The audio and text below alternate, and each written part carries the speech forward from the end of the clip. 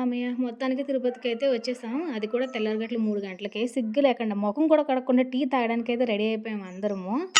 అందరూ డిస్కషన్ అనమాట. టీనా? కాఫీనా? అని. మోస్ట్‌లీ టీయే కాబట్టి టీ అయితే చూసేసుకున్నాము. మా బుడ్డోడు మాత్రం దాని గోరింటాకు పీకే పనిలో ఉన్నాడు. ఆటో మాట్లాడేసుకొని అక్కడ కొండ దగ్గరికైతే ఎళ్ళిపోయాము. స్టెప్స్ ఎక్కడానికి. తిరుపతిని అంత ఖాళీగా చూడడం ఫస్ట్ టైము. ఫైనల్‌గా రీచ్ అయ్యాము. ఇక్కడెందుకు ఆగామంటే లగేజ్ అక్కడ పెట్టేసుకొని పైకెళ్ళడానికే. టీ తాగిన తర్వాత మొఖాలు కడుక్కోవడానికి, ఫ్రెష్ అవ్వడానికి మేము వెళ్తున్నాము.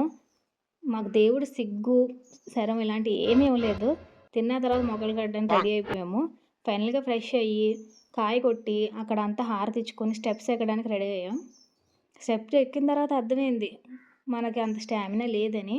ఇంకో 10 స్టెప్స్ ఎక్కిన తర్వాత అర్థమైంది. ఇంకొక్క 4 మెట్లు ఎక్కువ గుండె ఆగిపోతానని. కానీ ఏం చేద్దాం? ఆ గోవిందుడి మీద భారమేసి గోవిందా, గోవిందా అనుకుంటూ అయితే పైకైతూ వెళ్తున్నాము.